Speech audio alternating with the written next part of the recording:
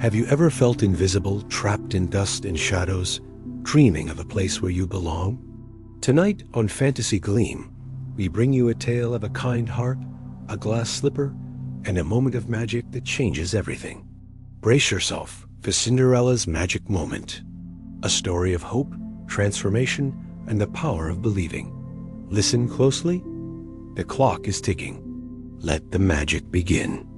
Once upon a time, in a kingdom of rolling hills and hidden glades, lived a girl named Cinderella, whose gentle spirit and radiant kindness shone like stars in the night. But fate had been cruel. After Cinderella's loving mother passed away, her father remarried. Her stepmother, Lady Puffy, was proud, haughty, and bitter.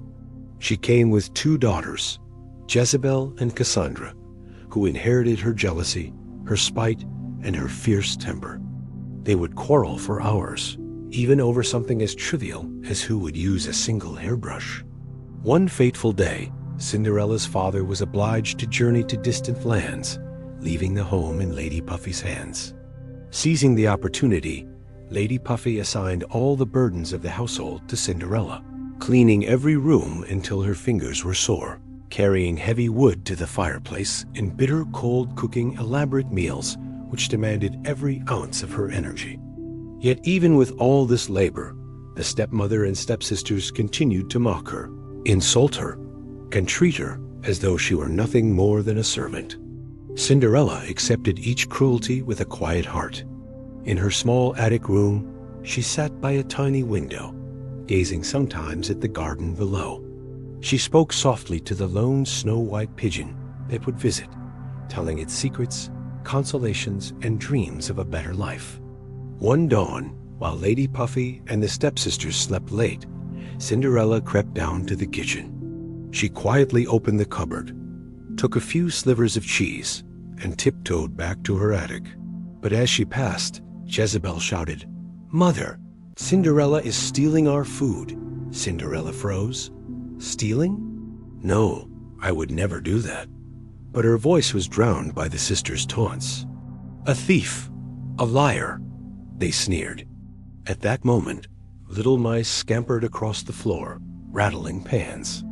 The stepsisters shrieked, flailed, and tried to chase them, while Lady Puffy rushed from her room in panic.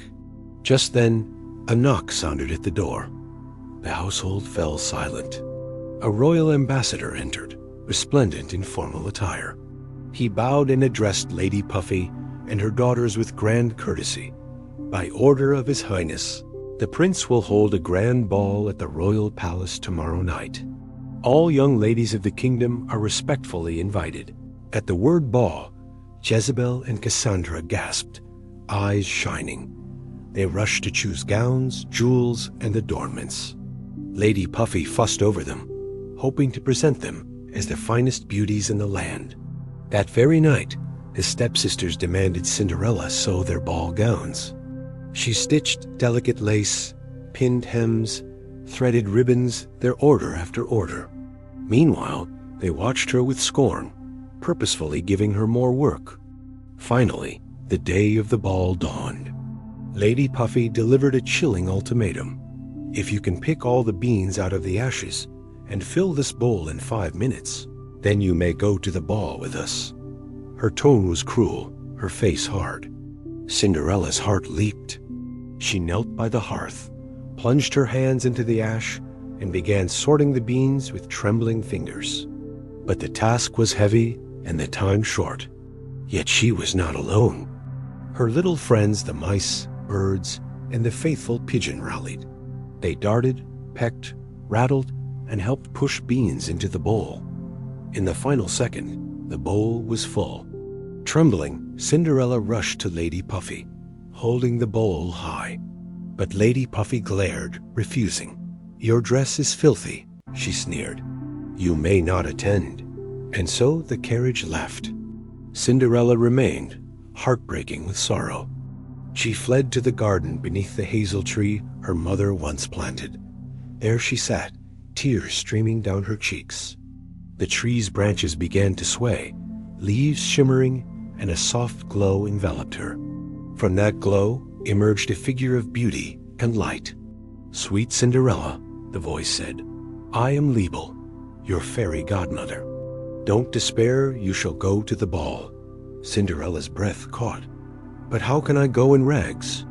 "Leave that to me," Liebel answered. "Fetch me a pumpkin."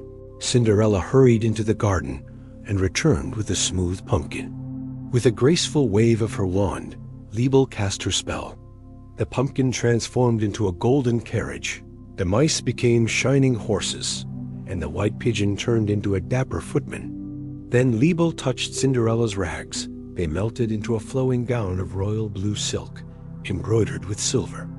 On her feet appeared sparkling glass slippers. Cinderella gasped. She looked like a princess. Liebel's eyes twinkled. "Now go, but remember, at midnight, everything will revert. The carriage will return to its form, the gown to rags, slippers to common shoes. Be home by 12. Cinderella mounted the carriage.